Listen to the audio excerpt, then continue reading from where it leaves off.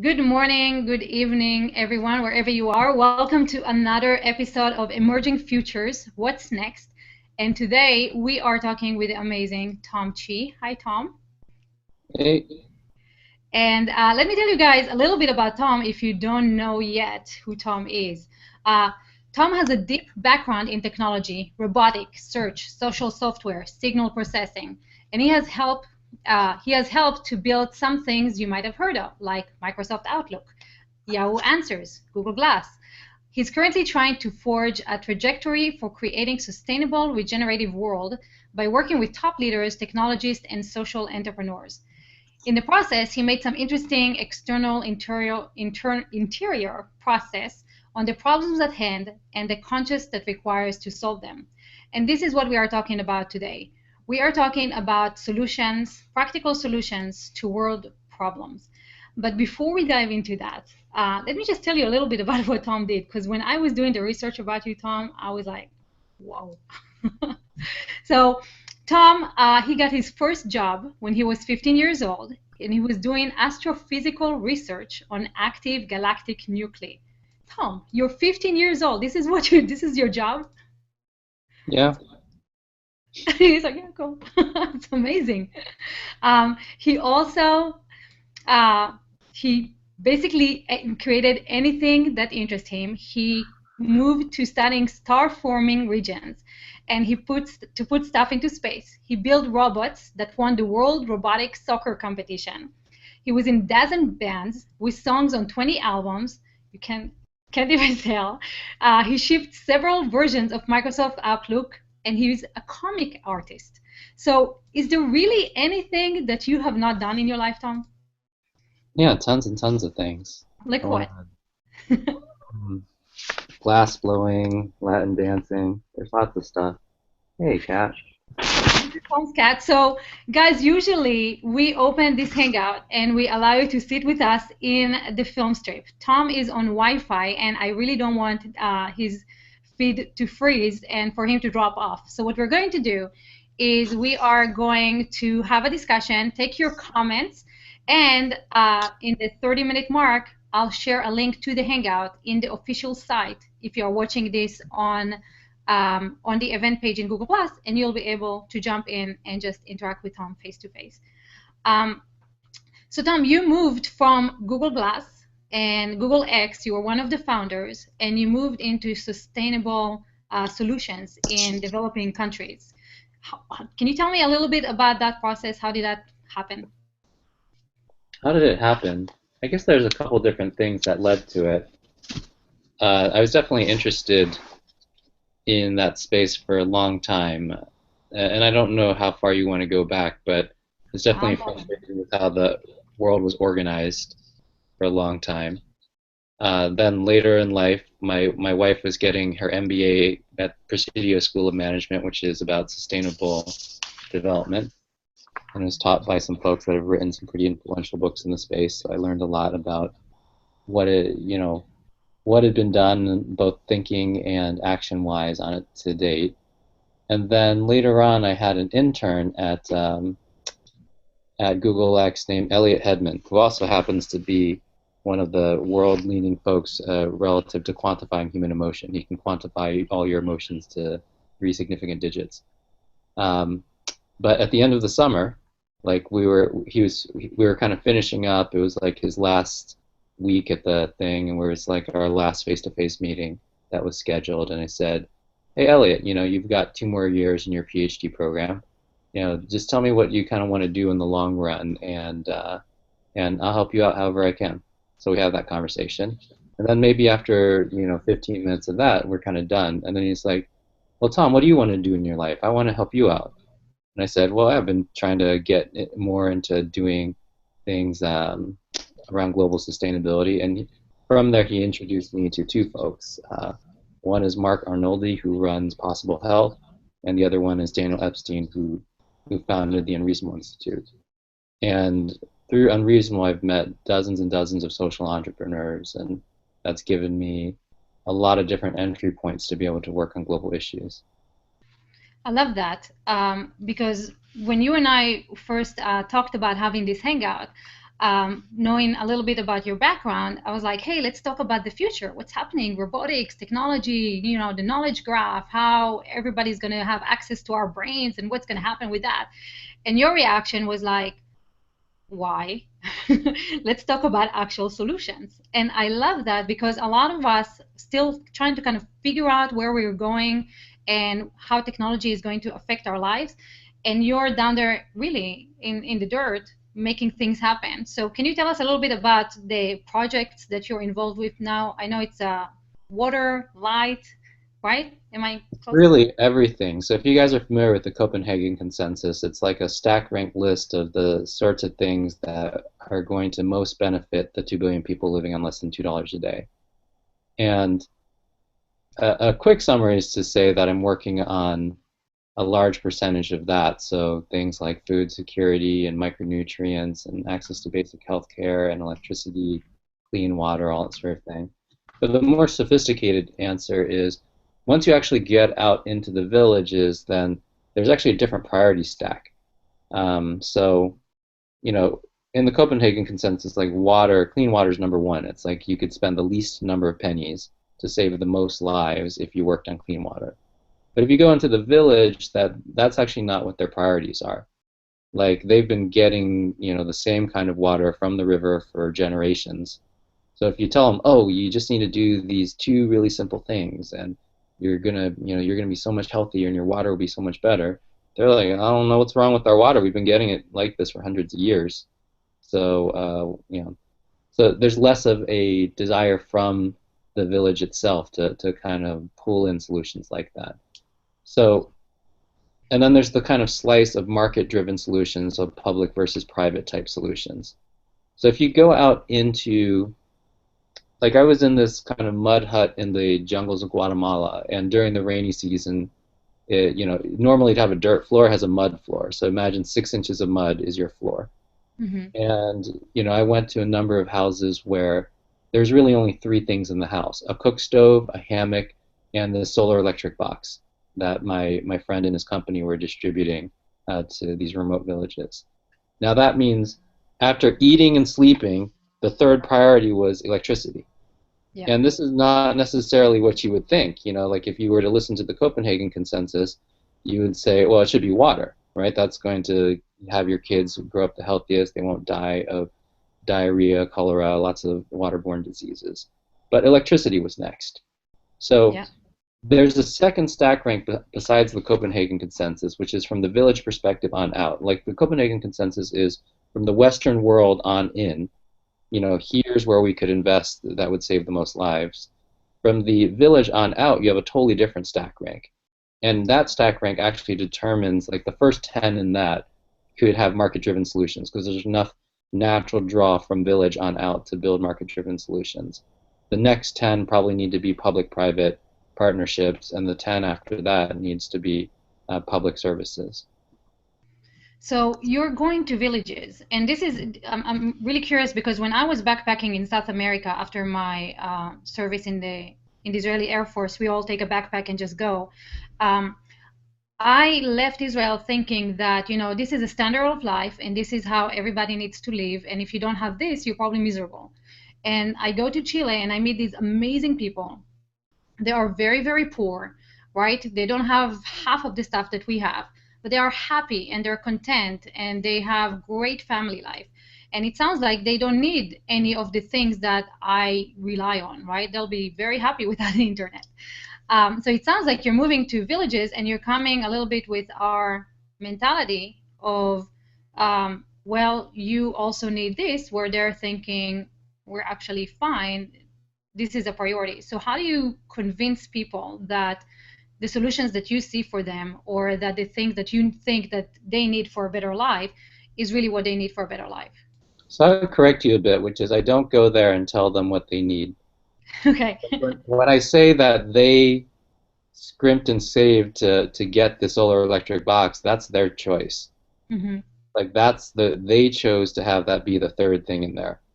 Right, but Now, they don't think that water is what they need, right? And this is something that we think clean water is a priority over electricity. well, when I'm working with entrepreneurs, then we need to work on market-driven solutions. So water is actually not sold to the end user. Water as a business needs to be sold more to the municipality. So if you Hmm. want to make a market-driven solution there, then it's actually not to the end user. Um, there's been about 20 different projects that have tried to go to the end user. There's only one in India that is cash flow positive, and their margins are about 1 to 3%. So even like one relatively small setback on the working capital side would put them in bad state. So I think that actually just kind of bears out the premise that this is not an easily market-driven solution. Now, going back to your previous point, I think that yes, it's true. I definitely do not subscribe to the idea that the Western world has all the solutions and we're going to go save the developing world. The truth is that they actually remember and know a lot about how to relate to each other and how to care about each other that we've forgotten in the Western world. Yeah. Like, if a person, like falls and hurts themselves, then every single person in the village that cares about them will come visit them within the day. Right. If somebody gets hurt in the Western world, they're like, well, are you going to die? They're like, no.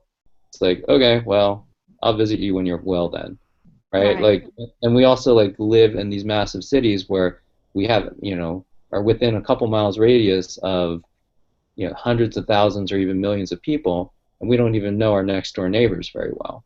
That's true. So definitely the developing world has got a lot of lessons to go teach us as well. I don't think it's a one-way street. So that's one kind of adjustment from what you'd been saying.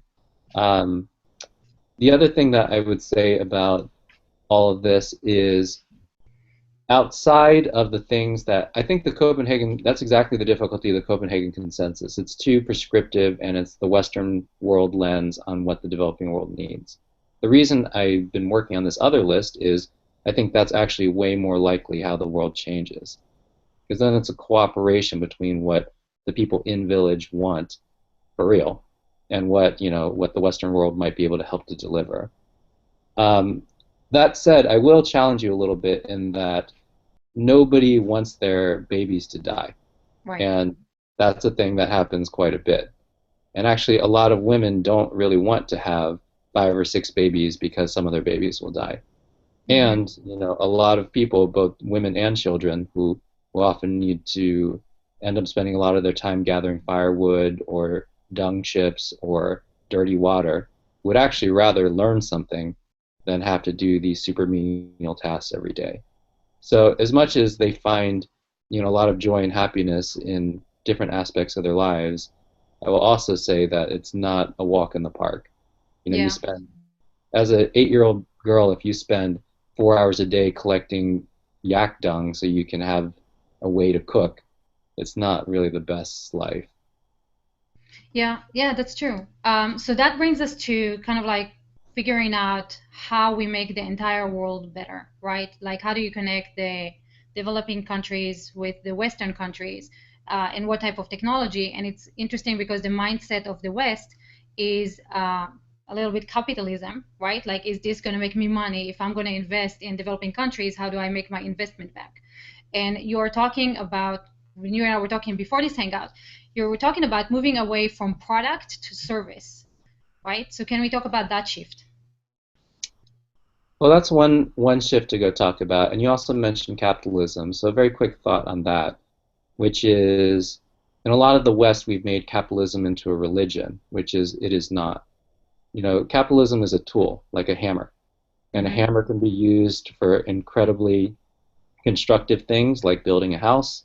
It can be used to smash windows and kill people. Same is true of capitalism. It's not really what the tool is, it's what it's chosen to be applied to. Yeah. So, and it's just absurd to make a religion out of capitalism or the invisible hand or whatever we wanted to call it, free markets or all the words that we throw Or at the this. man. It's just as ridiculous to make a religion out of that as it is to make a religion out of a hammer. Yeah. Right? But that's actually what we do. Like we have, you know, ostensibly smart people out there saying, "Oh, don't interfere with the invisible hand. You don't know what you're doing," as if it's some god. Now, at the end of the day, it's a tool, and our moral obligation is to decide how we want to use those tools. So capitalism can be pointed at making efficient because all capitalism does is make something efficient. And so capitalism can be pointed at the process of making manufacture of guns and killing very efficient. You can make an entire economy out of that. Also, capitalism can be pointed in directions that create a huge amount of prosperity. But I think what we've done is we've decided to abstain from our moral obligation to go look at what capitalism is being used for. Instead, we just defer to it as some absolute god of the free market that, if you don't believe in it, you're a socialist and Right. you must be removed from modern society. That's Right. madness. So that's number one. Yeah. Given that, actually, I think a capitalistic frame is really useful for a lot of things when it's chosen to do things like provide food security, when it's used to provide things like, access to electricity and so on and so forth. These are phenomenal things to point capitalism at. Now, relative to the returns, there's a big open question because, I still work with a company called Edom Nutrition, and they're based in Kenya. And we've gone from delivering 750,000 micronutrient packets per month with essential micronutrients that stave off things like anemia, birth defects, so on and so forth, to over 3 million per month. Wow. And this is helping a huge number of Kenyans. Yeah. Now, all that said, on top of all that, it is also a cash flow positive, self-sustaining business. So unlike when the World Food Program drops some micronutrients in little powder packets, which cost millions of dollars to help tens of thousands of people, with tens of thousands of dollars, we help millions of people. So it's 4 orders of magnitude more capital efficient than the aid approach. So hold on a second. So this is important. What is the difference between what you're doing and what the aid approach is doing? Why are you guys able to have cash positive journey where the other, with the other nonprofits are not? Okay, easy. So the aid approach is, oh man, these people are really in trouble. Let's go mix up a bunch of powder in a chemical vat in Germany, dry it up, put it into these little plastic pouches, put it in World Food Program boxes, drop ship it, have a program manager drop it at some depots, and then ask everybody to sprinkle some white powder on their food before they eat it. Nobody wants to do that, and it's incredibly expensive. And they typically don't do it until it's already a crisis situation. All of these things are very problematic in terms of the efficacy and efficiency of this type of approach. The way that this company started, Edom started because the founder of the company, when he was young, like a teenager, his best friend got hit by a car, but his best friend didn't die right away. He just broke some bones and was bleeding. But he ended up, even though he should have survived, he ended up dying because he had anemia. He couldn't stop bleeding. And because of that, the founder was like, well, this should never happen. Like, what happened here? Basically, my friend didn't die because he got hit by a car. He died because of anemia. And he found out that all his friend needed was like a pinch of iron. Like that much could have made all the difference between whether he lived or died. And from there, he decided, okay, I'm never going to allow this to happen to any Kenyan ever again. But so, major difference for a Kenyan entrepreneur to go make something for the Kenyan people, because instead of making some weirdly labeled white powder that you need to sprinkle onto your food, what he did was he infused the micronutrients into Kenyan staples, like kavasa and millet, stuff that Kenyans already cook and eat. So there was nothing special to do relative to making the food. You just go. It has to come from within. It has to come from someone that's actually living the situation, understands everything that's happening, and not trying to help from the outside. Well, from the outside, it's way more difficult to build that empathy. And I'm not saying that the intentions are bad. The UN World Food Program's got incredibly good intentions. And the program managers that land there for 3 months or a year to try to distribute powder have incredibly good intentions. But do they, have they grown up eating the Kenyan staples? No. Do they know a bunch of recipes and whether the micronutrients spoil the taste or not? No. Right? And these sort of alterations made all the difference between whether the actual solution was used or not. And it also made it incredibly cheaper to go create them. Now, what's really fascinating about this business is that it's cash flow positive, so it's not even like, having to marshal up $1 million to go deliver some micronutrient aid. Like this keeps running every single month, delivering more and more of these, infused staples to more and more people. But with all the millions of units that they're moving, the business altogether only nets about $15,000 to $20,000 US per month. So basically, an engineer salary in the valley. Now, this also explains why big companies are not in here, like, trying to go make a huge profit here. Because Right. even if you helped millions of Kenyans, you might only make $20,000 a month. It's kind of not worth your time. But you have to sell these packets in like the 10 cent, 20 cent type range. You can't be out there charging huge margins on them because you're trying to reach the people that need these nutrients the most. So this story, in a way, illustrates a number of conundrums. It illustrates the conundrum of external aid, a la the World Food Program.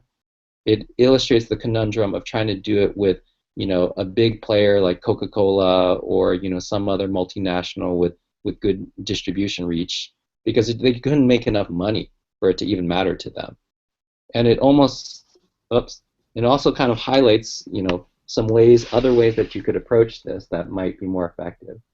So it sounds like, Tom, that the challenges is again a little bit the mentality, right? Like we started with capitalism. Yes, it can be used for good and bad, but if those that have the resources, us in the West or Europe or Australia, whatever, those who have the resources, if they're looking at a challenge like what you were describing in Kenya, and they figure it's not worth my time for $20,000 a month to do anything about it, how the only solution that I see is like the people, the Kenyans have to be entrepreneurs and come up with their own solutions, and with no means to actually change or without the technology that they could be using in the West, how they're going about that. It sounds like it's kind of like a little catch-22. This is not worth it, but we want to fix this, and this is not going to make money. Oh, no, it's not a catch-22 at all. And actually, a couple different responses to it. One is that the solution that is happening right now is capitalistic. It's just pointed at delivering essential micronutrients to the poorest people. But it came from within Kenya. It did not come from outside. So it didn't like, okay, hey, There's we have a nothing wrong with technology. capitalism that comes from the inside. I mean, it's not the flavor of capitalism that we're most used to, which is, oh, Nestle makes a plant here, let's make a plant everywhere. Oh, Mhm. Coca-Cola made a bottling plant here, let's make one in every country. Like, it's not a huge spanning multinational conglomerate, but it absolutely is capitalism. And you have to understand that 20,000 a month over there is kind of a big deal. The average African salary out there per month is $50 to $75. So $20,000 is actually quite a bit, and it employs a lot of Africans. So to me, that's like a beautiful capitalistic solution where the moral obligation to point capitalism at something that is intrinsically useful, as opposed to buy some widget that you don't need. That better moral choices are being made with how to use the tool of capitalism there. And so talking about on the same topic, what you're doing right now, you've left Google, and there's a few questions here in the comments, and I'll share them. First of all, we have people watching from South Africa as well as from Kenya, which is really cool. Um, and some of the questions were like, what made you leave Google? Let me find that. There we go. What made you decide that your knowledge, time, and interest lay somewhere else other than Google? And basically, you described that a little bit with what your wife is doing, but you are taking the experience that you have at Google, you had at Google, you're taking what you're doing now with social entrepreneurship, and you're also doing rapid prototyping with CEOs in America, right? Yeah, there's a lot that's going on right now. You're a busy Um, guy, Tom. I try to keep pretty relaxed about it though. But there's a couple different ways to go describe why to move on from Google. So, in the technology world, Google's a very admired company, so there's a lot of people in technology that would love to work at Google. Within Google, Google X is an extremely admired division, so pretty much everybody in Google would love to work in Google X. And in fact, 90% of the people that apply from Google to Google X get rejected. So it's kind of a high bar. Yeah, And very. then if you're going to be in Google X, it's great to be in the leadership team, which is where I was. So it's Hmm. kind of like the pinnacle of a pinnacle of a pinnacle. Now, a lot of us spend most of our time climbing the career ladder, right? And occasionally, we at some point in our career we reach some kind of pinnacle. Oh, I got the senior vice president position. Oh, I got I became CEO of whatever, right? And there's two things about getting to the pinnacle of a pinnacle, because really the only other jobs that were higher up in Google than me, just because the org was structured like that, was Larry and Sergey's job, which I'm not getting, and Right. and maybe Astro Teller's job, but like we had similar types of jobs, so that was not really the issue. So there's two things about that. Number one is that when you climb to the pinnacle, then there's no higher spot to climb to. But the other thing is that when you get to the top of your pinnacle, then actually you have a really good view, right? You can look around, and one thing that I saw when I was looking around is that there's much taller mountains. And some of those mountains include like what happens to the 2 billion people that are living on less than $2 a day. Like where are the people that are rushing to go help them? Right. Like when Yahoo was falling apart, because Yahoo had 5 CEOs in 4 years, which is a bad idea for any company. Don't do that. But when Yahoo was falling apart, me and a lot of my friends kind of scattered to the winds. And one of them was a Harvard PhD mathematician. And I hadn't seen him for a little while, and I saw him after a little while. I was like, "Hey, what's going on? How's everything going?" And what he had been doing is he had been spending like the last 6 months optimizing the algorithms around harvesting crops in Farmville, like getting What? people to go harvest digital lettuce so that Zynga would make more money.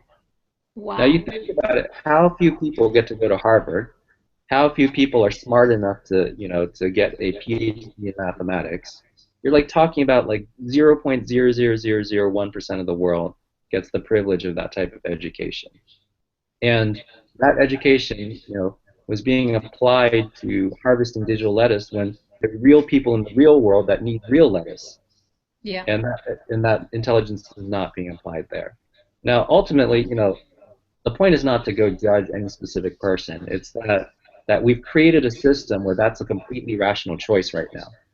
A completely rational choice that I should be optimizing algorithms on digital lettuce, or I should be optimizing algorithms to go serve you an ad a little bit more aggressively. And well, there's a lot of folks that might be in greater need, and the same intelligence could be used to great effect to that need. So you're working at the same time on rapid prototyping with high-level CEOs in the US and on figuring out ways to feed the people who are living on less than $2 a day. How do they two combine at all? Like, is there anything that kind of like overlaps? Do you take a little bit from here to there? No, they're exactly the same goal actually. The real goal is to go create a fully sustainable world by the year 2050. And I realized a couple different things. So when I was trying to go figure out what this would take, I did this calculation, and the goal was create an economically, socially, and environmentally sustainable world by the year 2050. And the year 2050 was picked for a good reason and a bad reason. The good reason was that the UN estimates that the world population levels off around 9.5 billion in that year. So if we are able to achieve a sustainable planet at the same time that the population levels off, then we kind of have a chance. Yeah. That's a good reason. The bad reason is I expect to still be alive in 2050, and it'd be nice to see it before I die. Though ultimately, I recognize it took us many centuries to get into the mess, and it might take us a millennium to get out of it. So I kind of hold both those things to be true in my mind at once. It's fine. Well, actually, How Ray about- Kurzweil is working on it right now, right? Extending our life. He expected to be 2040. So that's 10 years before you're expecting to get to sustainability. So you might still be around. I'll still be. How old will I be? I don't think I'll even be 80 yet. I'll be alive. So so yeah, I'm pretty sure I'll be alive. But even without Ray, it's all good. But you know, with that in mind, I started working on that goal, and I was like, okay, well, what would it actually take to go do this? And the difficulty was everybody had a different definition of social sustainability and environmental sustainability. But I found that there's a grounding in economic sustainability, which is you're going to have a defined number of people then. You know how much kind of money a person needs to have in order to not be totally impoverished.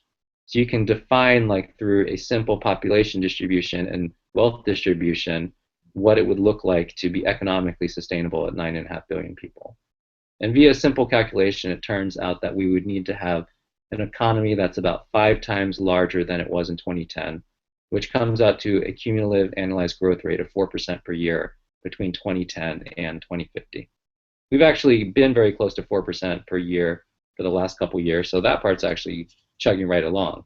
But the thing that's been actually quite alarming, of course, is if you were to just take the economy of 2010 and multiply it by 5, you're going to run out of Earths on all the extractive industries way too soon, right? You're going to, at 1.5 Earths, you're out of this, and at 2 Earths, you're out of that, and so on and so forth. You're never going to get to 5x.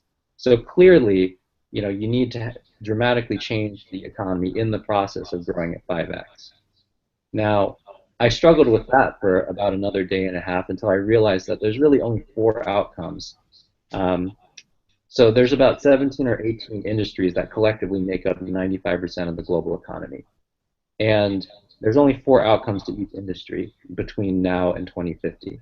Either needs to grow slowly, die slowly, grow quickly, or die quickly. That's it. There's only 4 outcomes. Hmm. So I said, like, relative to who I am in the world, what would I be most useful for?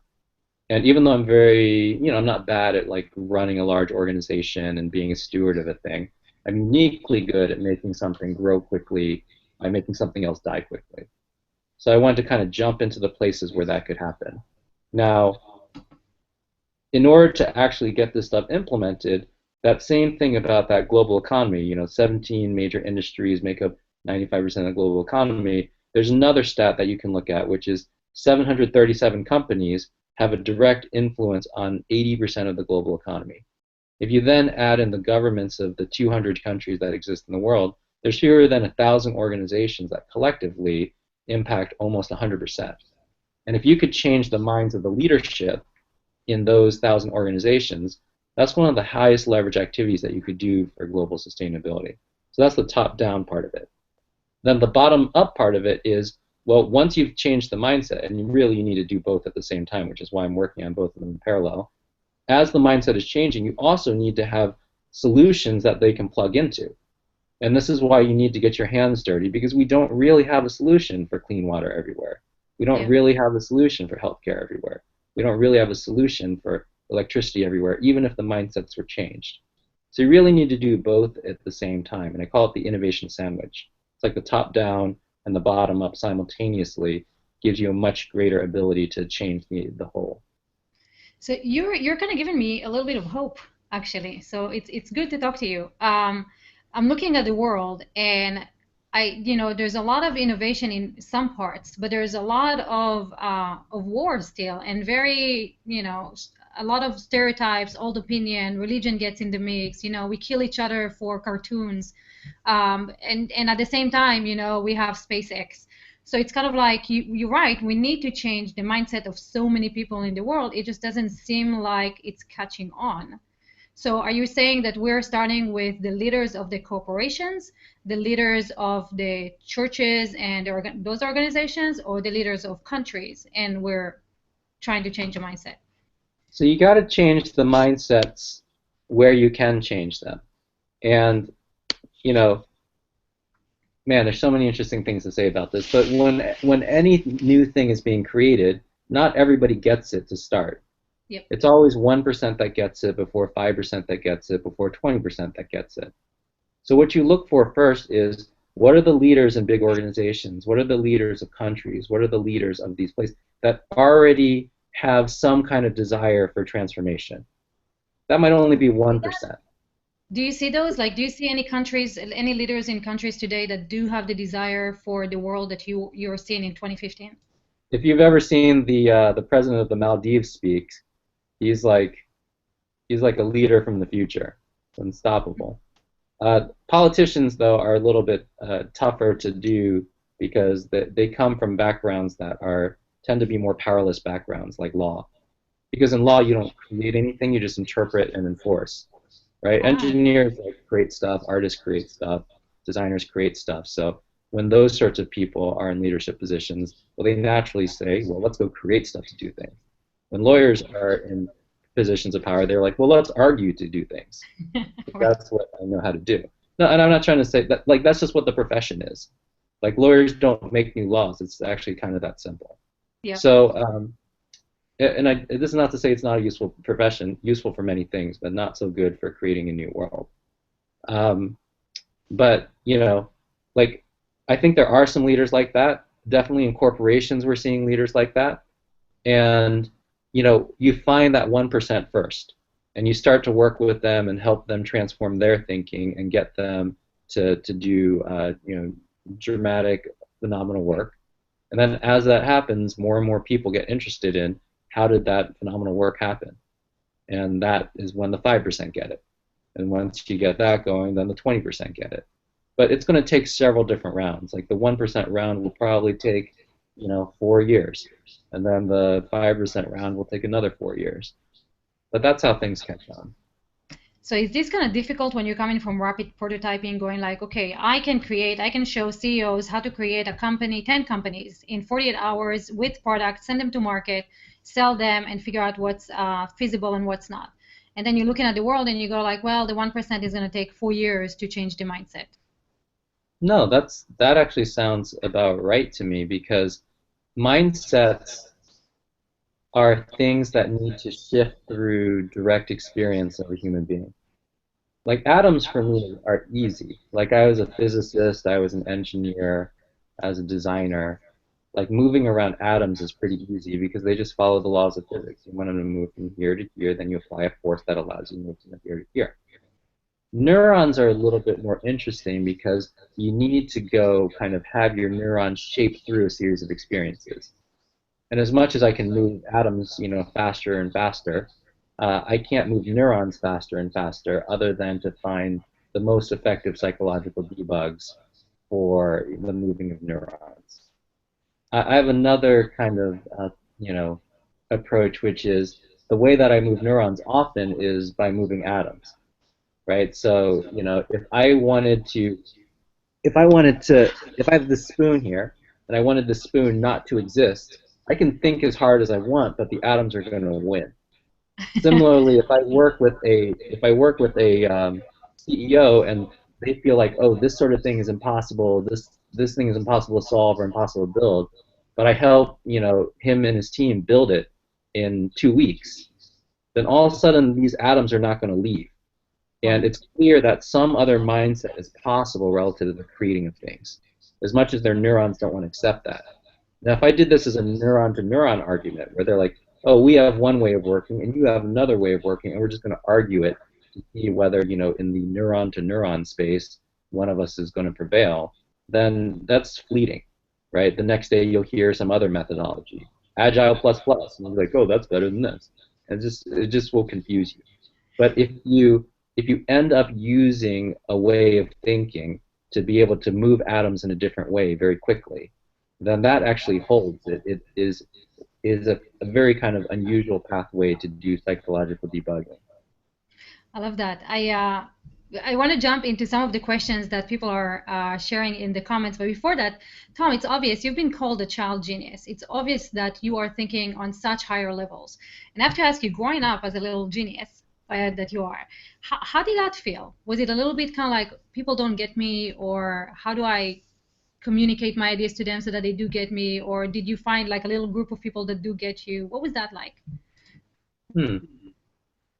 It's weird because I was just speaking in DC and I grew up near DC, so I got to go visit my home and look at some old photos and stuff. Speaking Couple of of different. that, speaking of that, you have a hi from Mia Voss saying you had a great job to collaborate this weekend in DC. So there you go. Very nice, very nice. So yeah, I didn't really speak. I was functionally illiterate until I was 7. Couldn't read or write in any language for a number of reasons. So I only thought in pictures and numbers. But I was actually pretty good at art. So, at least I had some utility for people in that if they wanted something drawn, I could like draw whatever and make it look right. Um, so that like makes me somewhat relatable, but I was actually super quiet. Like I didn't talk to people. I mostly explored out in nature and built things and like figured a lot of stuff out by myself. I didn't really feel lonely because I really enjoyed those activities. Like people were a lot more complicated and annoying than nature was. Um, so I kind of like came into a lot of things as a second language, language as well as being able to understand people's emotions and motivations as a second language. But actually, what that's meant to me is relative to psychological debugging of these top leaders and or even of the mindsets. There's sometimes the hopeless mindset in the developing world, depending on which village you're in.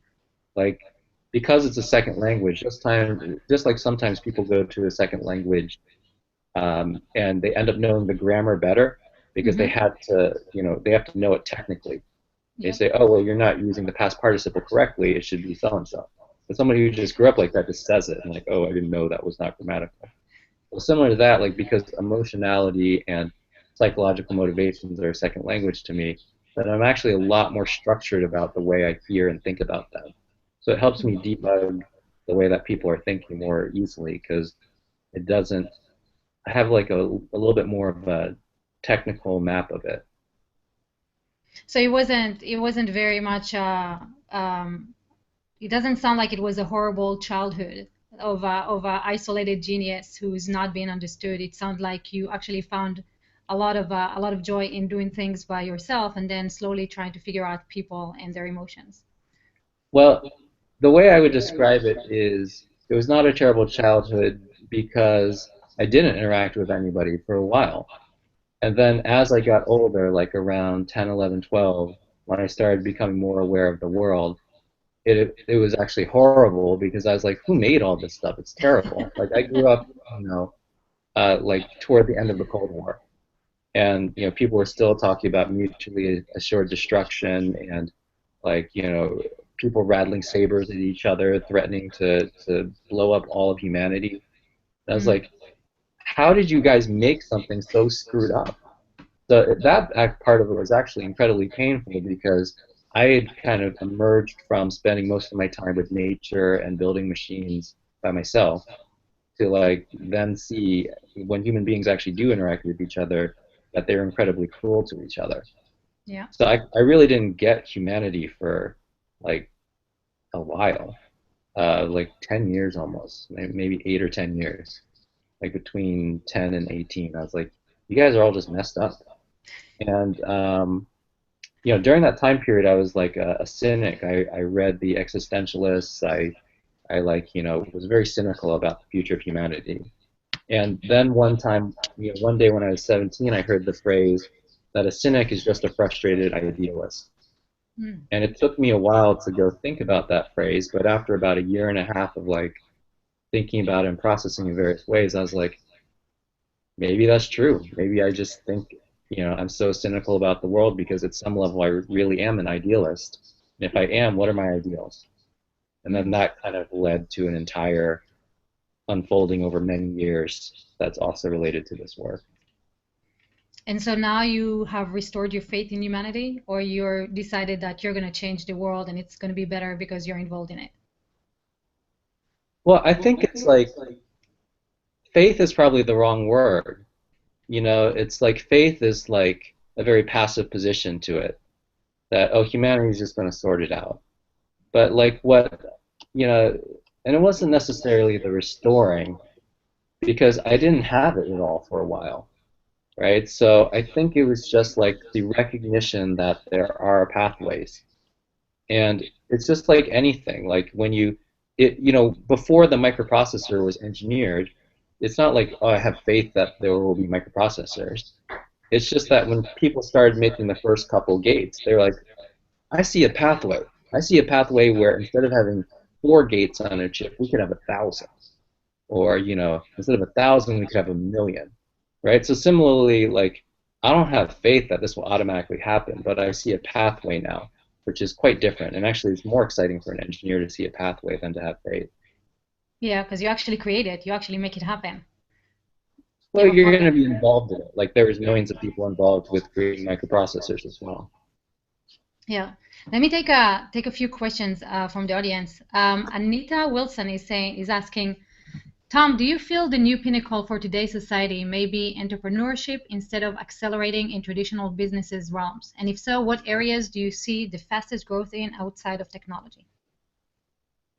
I think entrepreneurship is a really important trend right now because it is a trend that is also about the re-empowerment of the individual, right? If your Mhm. societal frame is you need to, lock into a rigid education system in order to get, good enough grades, in order to get a stable enough job, in order to go buy a house and support some kids, then it's not that there's no personal choice in that, but it's such a regimented approach to life that a lot of the full expressiveness of what humanity can be disappears into that frame.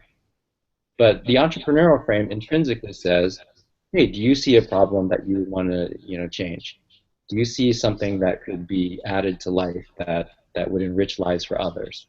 That's a much more provocative question than did you get good enough grades to get into the school that you need to put it on a resume to get the job that you need. Right. And I think that it's not necessarily the pinnacle of society, but it's an improvement. It's a notch up in the way that we apply consciousness toward our own potential. That's interesting because I don't know, do you have kids, Tom? No kids yet. I have this cat. You have a cat. Part of day, I have a 5-year-old, and part of my thought process is, and my worry actually, is what type of education should that child get, right? Should I put him in public school where he gets everybody's experience and he's not a stranger to society, he knows how to deal with bullies and he knows what everybody's talking about? Or should I take him through what will eventually create him as an entrepreneur and help him, not be doctrinated into the employment mindset and all that stuff. So there's a lot of conversations about education and how we move society towards the world that we want. What do you think should happen? What do you think we should do with that? Where should I put my kid, Tom? I think that there's several different brands of learning. One brand is the kind of memorization brand where it's like, okay, memorize and test. Mm-hmm. And then there's another brand of learning which is project-based learning. So, okay, it's a little bit more context instead of like, Right. division only as a subject in math, a subsubject of math, done as a unit in a particular grade. Oh, you use division in these projects because it's an important skill to have relative to the project. And then I think there's a third brand which is purpose-driven.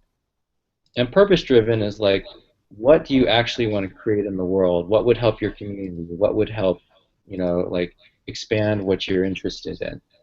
And you can kind of interweave them in a very interesting way where if what is being done is very purpose driven, then that can lead to a number of projects that support that that purpose. And then those projects will implicate writing skills, reading skills, math skills, communication skills, all these other things that are kind of like the what we currently do via rote memorization. Now, I think we don't have a template of a school that does that super well yet, but like a Montessori is like a close and it's something of an approximation, Yeah. not totally there. But I've put in two things to avoid relative to education. So the two things that are dangerous about the education system is they teach these untruths. One untruth is that there is only one right answer. Mm-hmm. Because if you're trying to solve anything, whether it's access to clean water or electricity, there's like 50 ways to do it effectively. And no one cares which one of the 50 you get done. Like all of them would be quite effective and make a huge difference in the world. But a lot of people, especially people that are very well educated, spend all their time trying to argue for a position for the one right answer. And that actually means that a lot of great ideas are killed, a lot of energy is killed in the process when one of 50 things would be fine. Then the other untruth is that it's critical to think before you do. And the reason That's that they do interesting. this is Okay, on a test, it's totally fine to think before you do, because on a test, you know, like they necessarily need to provide you all the information necessary to solve the problem right in the question. But real questions in the real world don't have all the information necessary at the beginning. You only get to see part of it. You're going to discover all the rest of the information necessary in the process of doing. So if you sit there with the tiny part that you can see, the tip of the iceberg, and spend all your time thinking about the tip of the iceberg, you're going to get it totally wrong. You're going to be like, oh, the iceberg's only this big, and if we needed to move that, we only need like one, like a tractor or something. Right. You're missing the 90%. Now, if Right. you start just doing, you just like jump on the iceberg and you start looking around, you're like, oh, there's a lot of stuff under the water. And as you start to see more and more of that, now you're actually getting a real sense of what it takes to go solve it. So actually, you need to do before you think, because in the process of doing, you're going to discover, what really the problem is, and then from there you can actually start cogitating how to practically solve it. But both of these untruths come from the desire for testing, right? Yeah. Because it's easier to grade an exam if there's only one right answer. So we teach that over and over for 20 years of education. It's also easier to construct a test if you can provide all the information required to get the answer in the question, right? Because otherwise, how would you make a test? Right. So really, testing is kind of driven through two very dangerous untruths in terms of how our brains work. That is fascinating because it's actually you summed up the core of entrepreneurship. They start doing and then they figure out in the process, okay, this is not working. I'm not getting the results that I want in many sciences and math and engineering. And I'm not getting the results that I want, so let me change it. And then you fail forward as fast as you can. And it sounds like this is actually what you're doing with your rapid prototyping CEOs. Let's just do this and see what happens and change it and quickly change it until we get to the answers that we want. Is that right? Yeah, I gave a TED talk which is called "Knowing is the Enemy of Learning," I like that. and I So, well, think yeah, go ahead. yeah, and that kind of that phrase really kind of explains it. Like all I'm really getting people to do is to jump into a state of learning about a thing. And it's worked from everything from high-powered CEOs to Japanese business students to communities living on less than $2 a day. When you look at that, it's like, well, it can't be because they have a shared background. Because, like, clearly the people living on less than $2 a day did not go to all the fancy schools that these top CEOs went to, right? There must be something more fundamental that's going on. And my best conjecture so far, because I probably need to run some fMRI studies to go validate this, but my best conjecture on what's going on is what I'm doing is I'm teleporting their brain back to the way that it learned when it was a baby. Because that is a shared background that we all have. And it was a time period where we really did learn 100 or 1,000 times faster than we do Yeah. in practice. And like basically by, you know, if you've ever been in one of my workshops, then I don't give you any time to do anything. Like you literally a That's fine. No, second. I'm telling you, I'm serious. I'll just deliver the coffee. I'm telling it here on air. I'll be the water girl. I'd love to come to one of your workshops. Right? Like people have like 30 seconds or 2 minutes to do things that they would normally schedule a quarter for. Yeah. And I think part of what's happening is I do not allow them to think in the ways that they would traditionally think because there's just not enough time.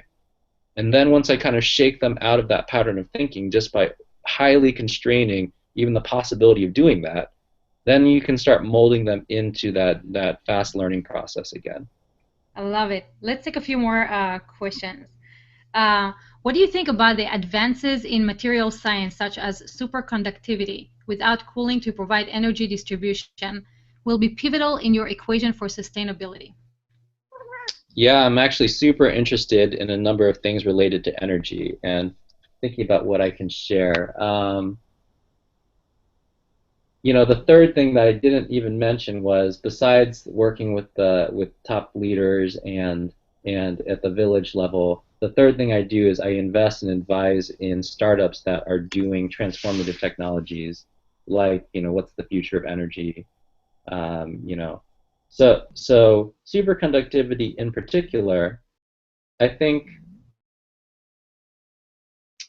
broadly on energy, you have a couple major problems. You have clean generation, you have storage, and you have baseload delivery. And related to baseload delivery is if you have distributed generation, how to do the it's mostly linear dynamics, but there's some nonlinear dynamics to stabilizing a highly distributed energy system. So I think to the extent that superconductivity gives us an edge up on any of those areas, then it'll have some applicability. I can think of some areas to go put it. Like you could imagine, you could store energy in a superconducting torus and it's like that. But whatever. Like no need to conjecture that. It's like I overall I'm very excited about the potential of material science, both for advanced materials, but also for um, making things plug into the ecosystem more cleanly, right? Like we should be producing things that create an inch of topsoil all around the world every year, but we produce things that create an inch of waste everywhere. Yeah, yeah, that's true. Um, Chris is asking for individuals wanting to help better society, where do you think the most difference can be made? Seeking human advancement through science or seeking human advancement through economic endeavors? Where should our priorities be as individuals and as a society, or are they equally important? So I'm going to answer the question, but kind of not answer, which is all those things are critically important. But the underlying thing, which is more important, I don't want to say more important, but it's an underlying thing to both of those, is what is the level of consciousness that you bring to those things?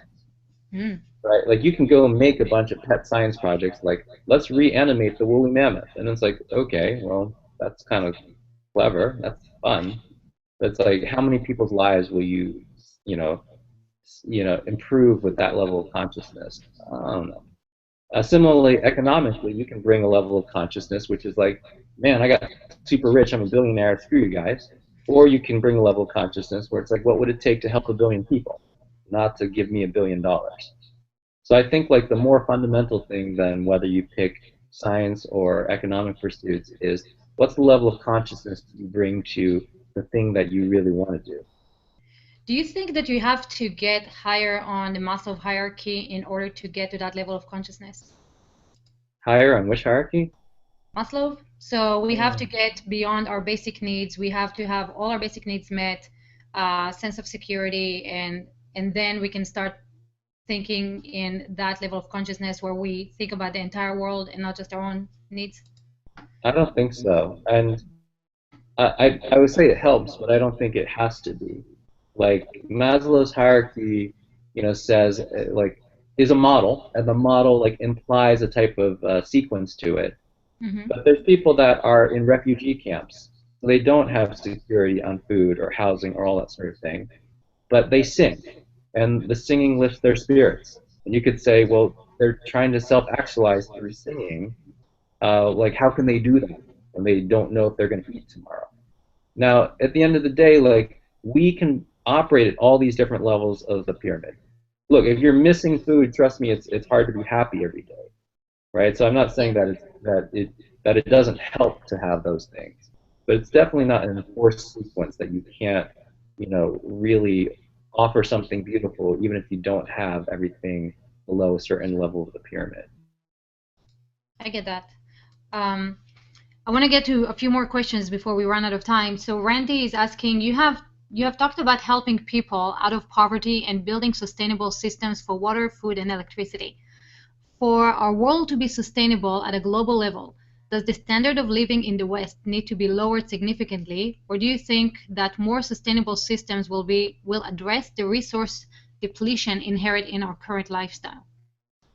Yeah, I think that we're just going to reinvent a lot of things, and I'll give you a specific example. So right now we have like more cars than people, I think, in North America, I something was like waiting for us to get there. I love that conversation. Go ahead. This is so that. So awesome. we have a lot of cars, but like if you think about it, actually most of the time that you own a car, it's not being used. I own a car 24/7, and then 5% of the time I'm using it. Now, if you do a couple simple calculations, and actually when you use the car, it's mostly empty, right? It might be one person in a five-seater car or two people in a five-seater car, something like that. Yeah. Now, you could imagine a world instead of everybody owning a car, kind of like Airbnb, there's just a fleet of cars that are available to a city in all different sizes and shapes. And if you want to go commute, you just punch it in, and by the time you walk down the steps, a one-seater commuter vehicle comes up. Uses the least, amount of fuel that's necessary to get you, the one person, to your job, but it has all the convenience of basically having a car. And these are, of course, self-driving cars because they need to come up to your house. If you need to go do some home improvement, then a pickup truck rolls up. If you have a hot date, then a sports car rolls up. Now, doing something like this actually allows you to have the appropriate amount of, but it allows every single car in there to have much higher utilization. So instead of 5% utilization, all those cars might have 60, 70% utilization. And given that you could actually have dramatically fewer cars in the city, you might have one-fifth, one-tenth the number of cars in the city, but actually have better transportation utility. Now, in a world where we can have all of that, better utility and better options with one-tenth or one-fifth the material input, then actually everybody can live at that standard, and it's a better standard than what we live right now. It's fascinating because it feels like you're gonna have to change the entire way, the way that the entire world is thinking about possessions and ownership. And I come from Israel, and we tried the kibbutz method for a little while. And the kibbutz is like, everybody owns everything. And it doesn't work as well. I was in a co-op here in Austin. 40 people, everybody has access to the exactly same thing. Everybody puts in exactly the same amount of effort. There's still clashes. There's still, mine and, me and all that stuff. So it sounds like we need to start changing the mentality, the world mentality, from the me to the we in order to get to a system like you're describing where we can all share that. I think it's already changing though, because if there's been polls in the U.S. that of young people that are right at the age where they can start driving. A lot of them don't want to have a car. It sucks, actually. Now, like that's just been decreasing year over year for the last couple of decades, actually. Like having a car is more of a hassle than anything else.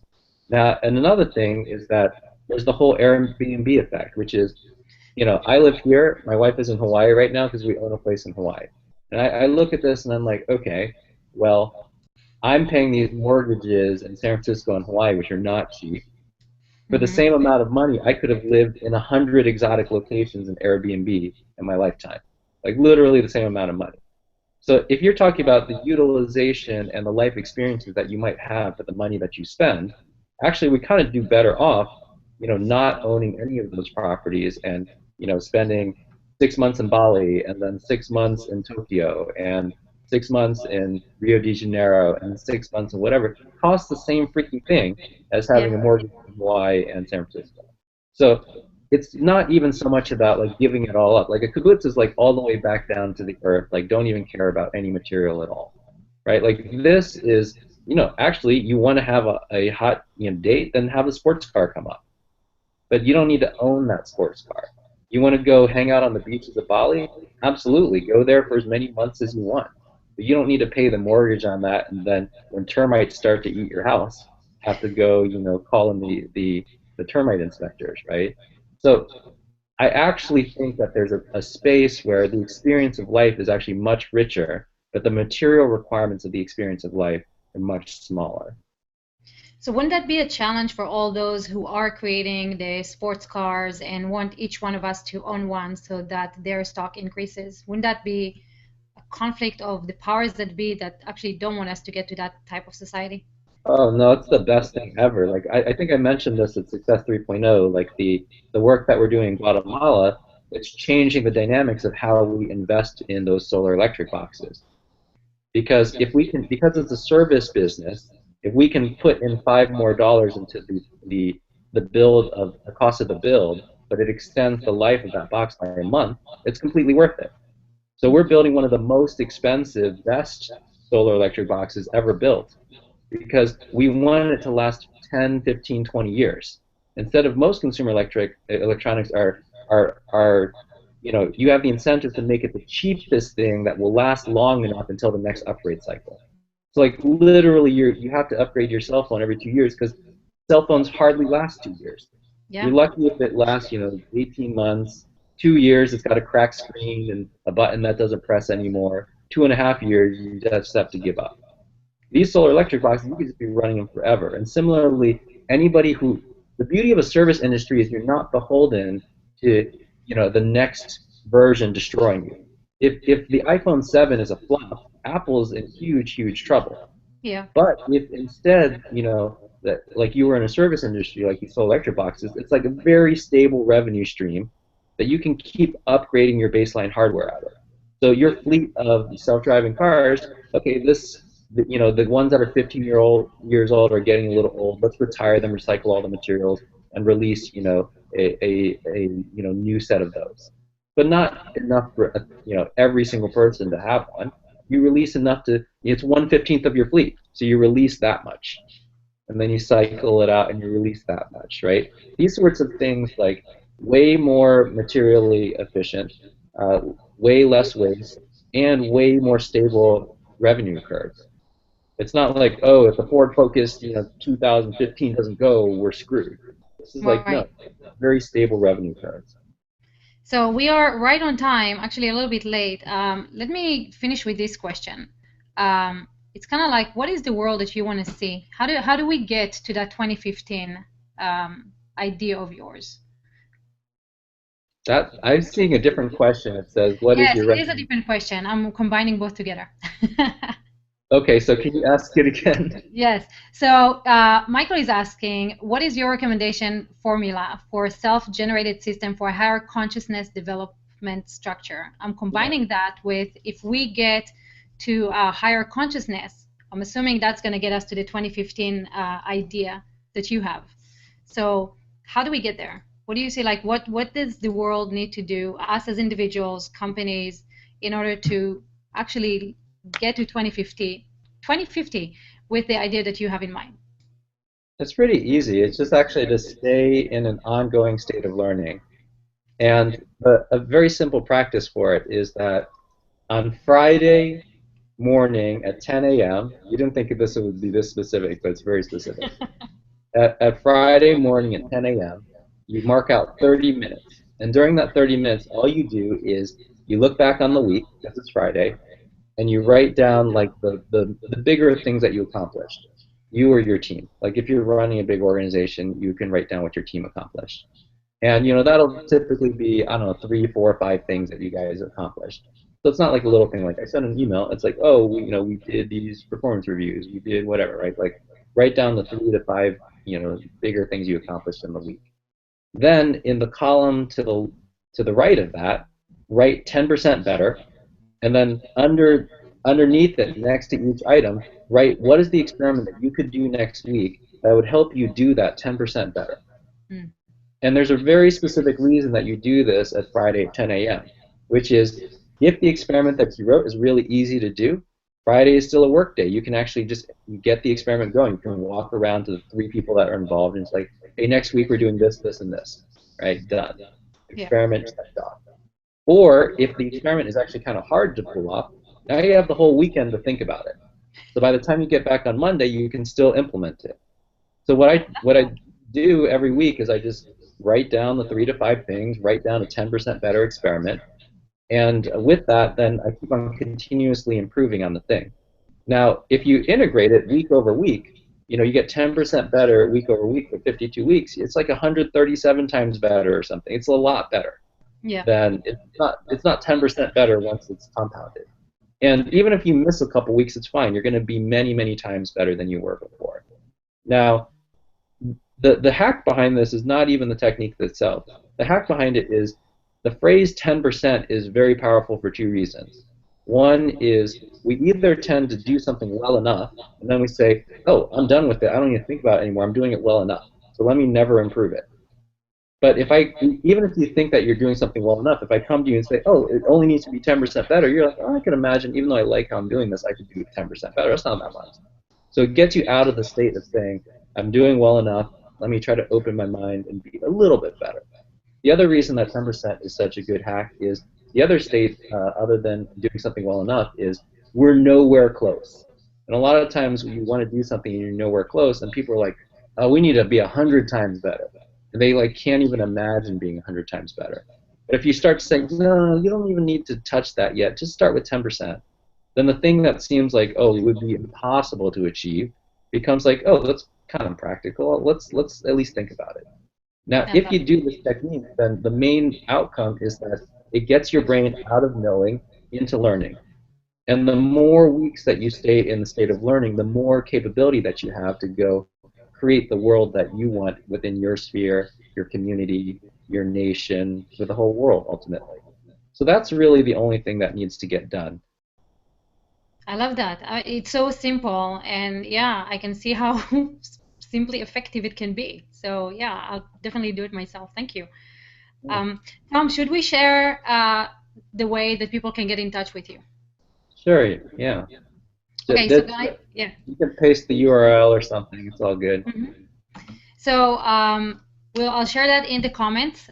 You guys can you can email Tom if you have anything that might interest him in terms of innovation, sustainability, and there's a few comments that people are already sharing that you might be interested in. So that'll be the way to get in touch with him.